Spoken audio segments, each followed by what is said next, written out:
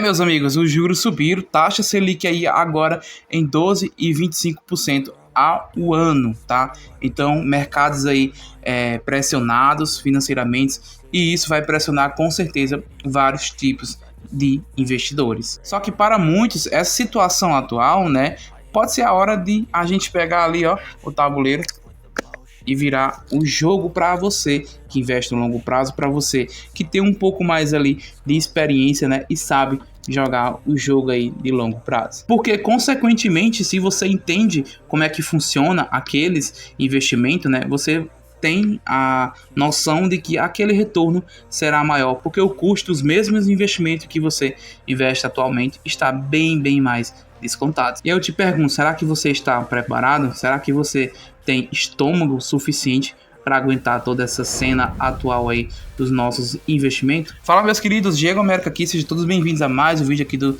canal do Pai Dividendos. Sem mais enrolação, bora aqui para a tela do meu computador, que eu quero falar um pouco também aí sobre essa questão aqui dos investimentos, o quanto essa taxa Selic, esses juros altos, podem impactar drasticamente também os investimentos, tanto ações como fundos imobiliários, tá? E a gente vai falar um pouco aqui, retratar pontos, né, da importância ali que uma taxa Selic alta pode trazer várias ali variáveis para os investimentos, tanto investimento como renda fixa, como também investimentos de renda variável, né? Ela influencia muito em vários tipos de investimento também, né? E dentro desses investimentos, em vários setores, tá? São afetados também com as taxas de juros altas, assim também como outros setores podem se beneficiar com juros altos. Bom, pessoal, já estamos aqui na tela do nosso computador, tá? E é o seguinte, uma coisa que eu quero falar muito para vocês, eu sei que muita gente já sabe o que sei que muita gente que está investindo, às vezes também não tem um conhecimento do quanto a taxa Selic é importante também para nossos investimentos, não sabe nem o que é uma taxa Selic, tá? Muitos não sabem, infelizmente. É assim, então eu vou fazer um vídeo aqui bem explicado para esse pessoal que é um pouco mais iniciante também entender a lógica do vídeo, tá? Para quem não sabe, a taxa Selic é a taxa mãe básica de juros ali, tá? Então ela influencia bastante nos investimentos e atualmente a taxa Selic está em 12,25, tá? É uma taxa muito alta. Eu acho que eu nunca vi um país com uma taxa assim tão alta como o nosso Brasil, tá? A taxa Selic nossa realmente é muito alta e é por isso que também atrai bastante investidores estrangeiros, tá? Ao contrário, por exemplo, da taxa Selic americana dos Estados Unidos é bem diferente. Chegou a 5 aí, que foi uma das máximas históricas, tá? Mas algo para chegar a 13%, que a nossa taxa chegou pós-crise aí, né? A nossa taxa chegou a mais de 13% e agora está em 12,25%, né? Deu um salto da última reunião para cá agora de cerca de 1%.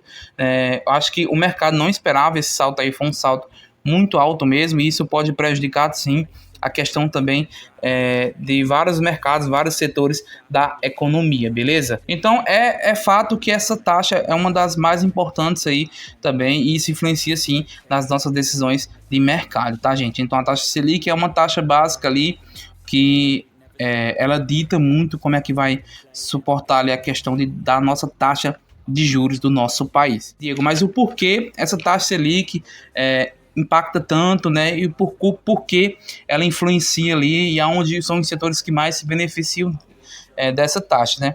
É válido ressaltar, gente, aqui, tá?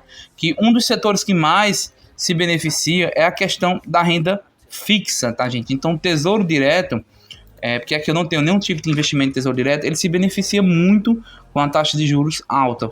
Como, por exemplo, também alguns investimentos em renda fixa, como RDBs, CDBs, LCIs, que são investimentos de renda fixa. Esses investimentos eles são atrelados a uma taxa ali, uma taxa Selic, como por exemplo os investimentos do Tesouro Nacional, tá? Investimentos de RDB, de CDB, geralmente eles também são atrelados a um CDI, como se fosse uma taxa básica ali dos bancos, né?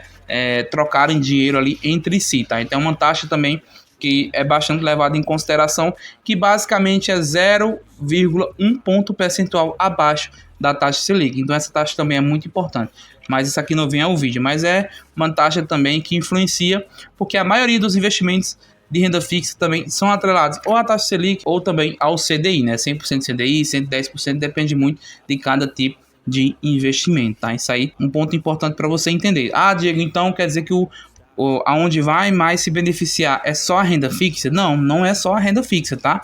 É interessante vocês entenderem isso, que também alguns setores da renda variável também se beneficiam. Diego, mas qual é a diferença dessa renda fixa para essa renda variável? A diferença é que a renda variável, ela geralmente tem um risco maior, tá? Só que ela proporciona uma rentabilidade maior do que a renda fixa. Tá? Como, por exemplo, você pode investir em ações e a valorização do seu patrimônio que você investe em ações, eles podem se valorizar cada vez mais e com isso você ter uma alta rentabilidade nos seus investimentos, diferentemente da renda fixa. Tá? É geralmente ali uma taxa fixa ou atrelada a algum índice, como uma taxa Selic ou também um próprio CDI, tá? E isso tem uma rentabilidade bem positiva, só que um pouco menor, diferente da renda variável. Tá? Na renda variável você tem o poder de ter uma valorização maior dos seus investimentos, justamente porque a renda variável é um pouco mais arriscada do que a renda fixa, tá? Só que ela pode proporcionar uma rentabilidade bem maior do que a própria renda fixa. Só que também não é só a renda fixa que tem benefícios aí com taxas de juros altas, tá? As próprias ações também, ações de setores, elas também se beneficiam muito. Para quem vem acompanhando o canal aqui, viu análise de alguns bancos que eu fiz aí recentemente também, tá? E o quanto isso influencia também na questão desses setores, tá? Então, os setores que mais se beneficiam, Diego, nessa questão aí da taxa Selic, são setores ali, como, sei lá, Banco do Brasil, entendeu? Itaú, Santander, porque essas empresas, elas ganham muito ali com juros, com financiamento, com empréstimo, né?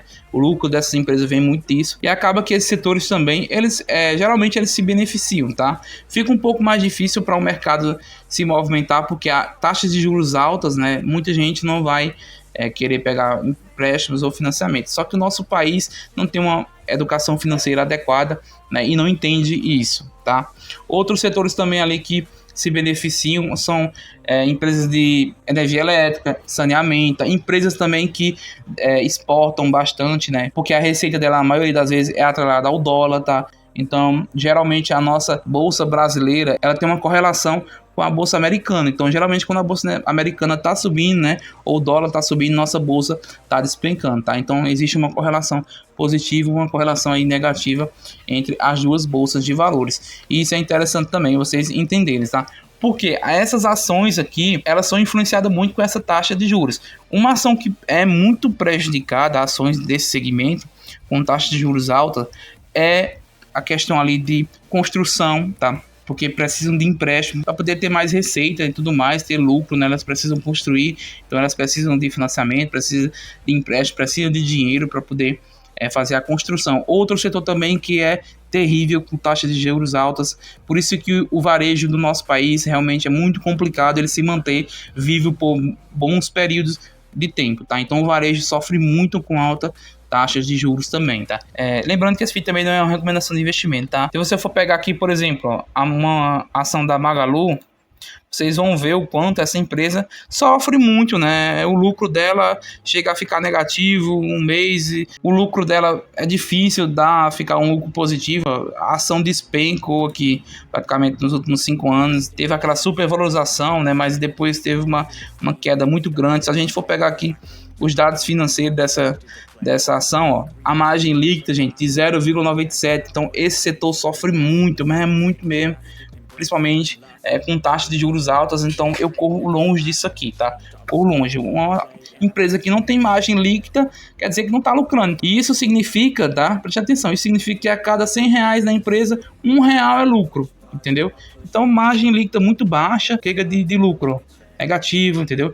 Chega de receita. Então tá subindo receita, mas não tá subindo lucro, não tá adiantando de nada praticamente, tá, gente? Não adianta absolutamente de nada. Se a gente for pegar aqui, ó, a questão do lucro também da Magalu, ó, lucro aqui negativo em 2022, ó, teve um lucrozinho aqui nos últimos 12 meses, por causa que teve aquele negócio da Shopee e tudo mais, e também da Shein, né? Então ela se beneficiou um pouco mais aqui para quem acompanha a história aí, tá? Então essa empresa, ela se prejudica bastante com essa taxa de juros alta, tá, gente? Isso impacta muito a questão do varejo com taxas de juros altas. Os fundos imobiliários também estão despicando, não é segredo para ninguém, muita gente fica eufórica, é nessas horas que a gente vai entender o nível de conhecimento ali dos investidores, certo?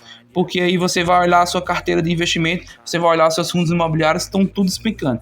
Fundos de shopping, fundos de logística, fundos de fundos até mesmo, né? Fundos ali de papel. Você olha a sua carteira, tá tudo negativo ali a variação e a rentabilidade desses shoppings. E aí o pessoal começa a ficar um pouco mais com medo mesmo, né?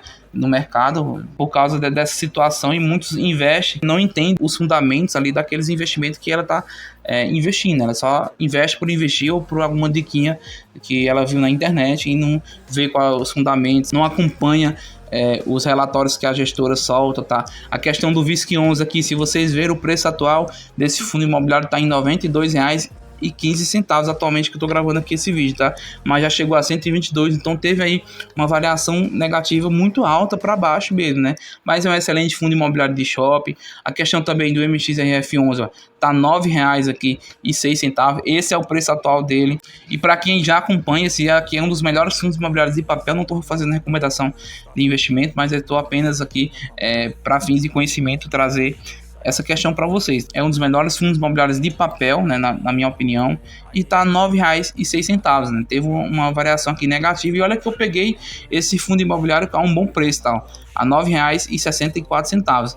Então, Diego, o que é que você tira disso aí tudo, né? O que é que você tem entendimento dessas taxas de juros aí no longo prazo? A gente sabe, gente, que tem impactos positivos e também tem impactos negativos, tá? Só que é interessante você sempre ter uma carteira diversificada, que tem correlação entre si, né, com os investimentos, como por exemplo, fundos imobiliários de papel que são atrelados, indexados geralmente ao IPCA ou ao CDI, eles se beneficiam muito com taxas de juros altos, então ele vai aumentar sim a sua rentabilidade, tá? Fundos imobiliários que têm uma alavancagem muito alta acaba se prejudicando também, como por exemplo é o caso do CPTS11, tem uma alta alavancagem e taxas de juros altos podem prejudicar cada vez mais esse fundo imobiliário, mesmo ele sendo um fundo imobiliário de papel. É assim também como empresas que têm uma alavancagem muito alta, que têm uma dívida muito alta, sofrem muito com taxa de juros alta, tá, gente? E pra gente aproveitar essas oportunidades, sempre é bom ter uma carteira bem diversificada, né, gente? Sempre com foco no longo prazo e sempre mantendo os aportes ali para aproveitar as quedas dos investimentos ali no geral, tá? Tanto em fundos imobiliários como também ações. Renda fixa é um pouco mais de você investindo mesmo ali, pelo menos para mim, estratégia de investimento. E algo muito importante é que nada disso vai ser muito útil se você não aprender a analisar a ação, se você não aprender a analisar os fundos imobiliários, se você não aprender a analisar o RI, né, desses investimentos, porque isso é muito importante para você também no longo prazo, tá? Então venha assistir esse vídeo aqui agora, que tem muito conteúdo aí de valor para você também seguir aqui aprendendo cada vez mais no canal do Pai de Dividendos. Até o próximo vídeo. Valeu e tchau, tchau.